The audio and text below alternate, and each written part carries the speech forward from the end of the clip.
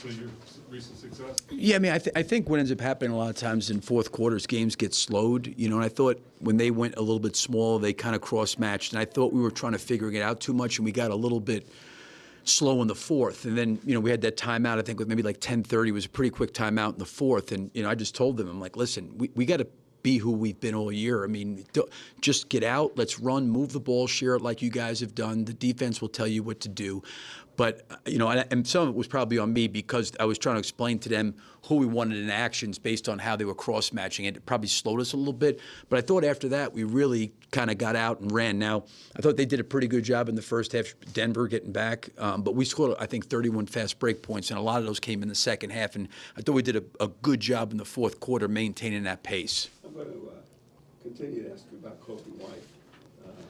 I'm going to call ESPN, USA Today, everybody, and let you. They get more pub. Newspaper reference. There we go. How about that? Why not? Sometimes let you guys know, pump them up. Yeah. Okay. Thank you for that, by the way. Okay. But you were out there even at the end. I think you were still, and it literally was a chant in the arena for Coby White's name. Did you hear that? I mean, I'm not pushing us this, but it seemed like, these efforts, sort of one of the definitions of excellence is this consistency. And Coby, you had a sort of a slow start. You put him back in there. He evened up. You got ahead. It seems like from game to game to game, he's just able to elevate, lift, do it, whatever you do. I mean, how good is he playing? Obviously you said he's changed so much from the beginning, but what have you seen in this stretch of 13, 14 games? No, I think that's, he holds himself really to a high standard. And I know when he doesn't play to the level he thinks he should play, he feels like he's letting himself and his team down.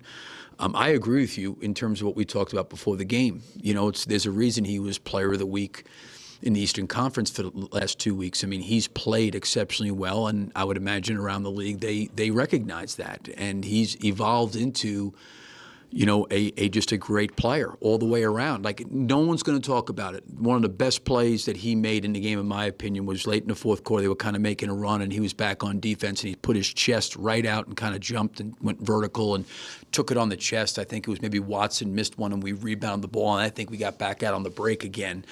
Like, he's doing those things. He's playing both ends. It's not just the scoring. And the other thing that's pretty amazing is I think, everybody – like this is what I said about him. Like last year, I think the number of minutes he got and the responsibility he had, like he even said there was nothing I could have done to prepare for that. He prepared this summer to be able to kind of play heavier minutes with the understanding that he's probably going to be keyed upon. Things aren't going to be as easy as maybe they were the last couple of years. But I think if you look at his evolution as a player from where he was, his rookie year, second year to where he is now, I mean, the amount of work and the drive, that's the thing I love about him is he is completely driven with being the very, very best he can be. And he's got great belief and confidence in himself. And I think one of the reasons he has been able to grow so dramatically is he's never, ever, ever looks outward for reasons of why he's not performing. Everything always takes place inwardly of what he has to do. And I have great respect and admiration for that. So I'm really happy for him, and he certainly has played at an incredibly high level and deserves all the accolades he's gotten. Billy, taking back a couple weeks, and correct me if I'm wrong, but you had to challenge him with his scoring specifically to take on more. Is that correct? I challenged him more from the standpoint, I think, of what everybody was talking about is when Zach and DeMar left, and now all of a sudden there's more of this responsibility on Coby. The easiest guy to guard in those situations is a guy in the half court because there's bodies around you. And I think this has been a really good stretch where I think you see Coby working off the ball to get out and up the floor in transition, and guys are finding him, and he's getting catch and shoot opportunities. Like I forget what game it was. It may have been the Sacramento game. I don't know how many points he had in the game, but I think like it was some crazy number. Like 20 of his points were like in transition in the open floor, and that's what he has to do, and that requires a lot of effort because He's got to get up the floor. He's got to catch it. But what happens is it allows him to play in space. And I think when you're playing in the half court constantly, they can put bigger, longer, more aggressive guys on you, and you can try to run things, but then you can get a little bit stagnant. But I give him credit as he's found ways with regards to who's guarding him that if he can get out in the open floor and we can find him, then he's playing in space, and he's got his three, he's got the drive, and he can kick, and he can make plays from there. So it wasn't so much that I was asking him to score more, but I was asking him more that he has to get up the floor so he can for us. Like, he's got to make the game easier for himself. And some of the ways you make it easier for yourself is the endurance that you have to have. That's why Curry's so great. I mean, I know he's an unbelievable shooter. The number one thing for Curry that impressed me more than is the endurance to keep running and running and running and running and wearing you down and wearing you down. That's what he does. And it's hard, and he just nonstop motion. And he's getting keyed on all the time. And I think this is part of Coby's growth and what he's gone through as a player of what he's learning. Billy, with Dalen Terry, I mean, he's obviously shown flashes of being the defensive irritant in the past. How does he do that consistently? And if he does, is there kind of a niche that he could have for you guys where if there's a guard that you guys feel his length and irritants can cause some issues with, that he goes and he closes games for you? Yeah, I mean, like the two guys I thought really contributed off the bench was Jalen gave us really good minutes considering he hadn't played a lot. He made some big plays. And then I think Dalen's, performance. I think the biggest thing for him as a younger player, and the more he plays against a guy like Murray and some of the guys he's had to guard, is the fouling, being really smart that way. But I thought he did a good job on Murray. He was really working him up the court. I clearly played him too many consecutive minutes. We had some breakdowns there, but I was really, really happy for him because he's another guy that has worked, maybe hasn't had the same level of minutes some of the other guys have gotten, but he's kept himself ready. He shot 10 for 16 from 3 on the trip, too. I mean, obviously that's going to help him stay on the court, too, right? Yeah, I think the other thing, too, with that is he's taking good shots. Like, he's taking his getting his legs into the shot. He's open when he's shooting them. They're not rushed. He seems very confident. And another guy that's, like, everybody knew his shooting was going to be something that he was going to have to continue to improve upon, and he's put a lot of work into it, so it's good to see him get rewarded in that way. And I wanted to ask one more about the Jalen decision. I mean, he jump frogged Collins in the rotation in the second half. What was the thinking behind that decision? I mean, because you don't win that game without Jalen in the second half. So. Yeah, I mean, the way I was looking at it was, I thought Vooch needed to be out there against DeAndre, just a size and length standpoint. But I think with the way they were playing in different coverages. And I went to him, I think, in the second quarter, but it was maybe a 4-minute stint. But I thought that we could get maybe some catch and shoot opportunities for him. He could stretch the floor a little bit. He could open up the floor. Zach's a really good screener and roller. With Najee out there, we really weren't taking advantage of anything in the paint or at the rim. And I thought maybe if we could stretch the floor a little bit and let Jalen shoot some, that would really help us.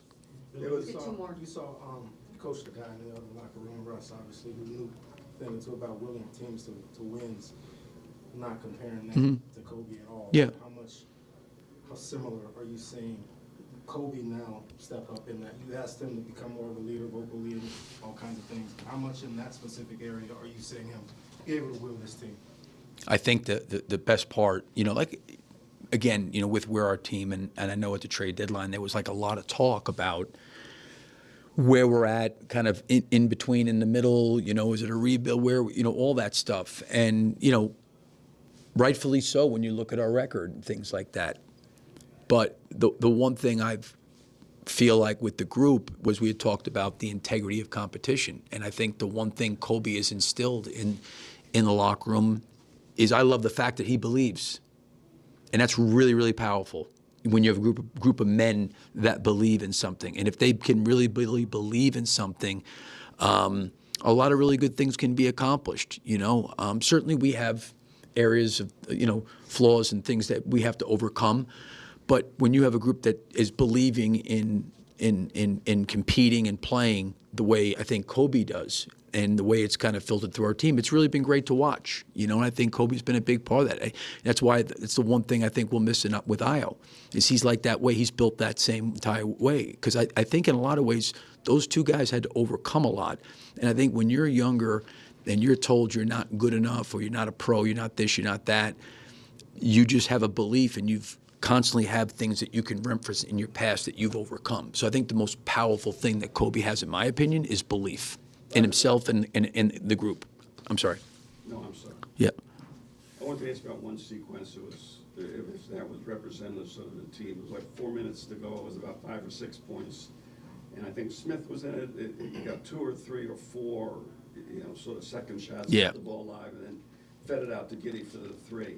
That little sequence in there, is that sort of representative of what this team's been doing to enable these kind of wins down the stretch? Yeah, I mean, in terms, the play and Right, the that bench. crucial possession where you guys fought, so Yeah. I don't know how many offensive rebounds there were. No, I mean that's exactly right. I agree with you. It's a lot of it is that I always say is it's like when the ball's in the air, the competition starts. And I thought early in the game, we didn't do a great job. We gave up 5 offensive rebounds in the first quarter, and we turned it over 5 times. It was not a good first quarter for us. But I do agree with you. We got more of those kind of plays into the game because I thought.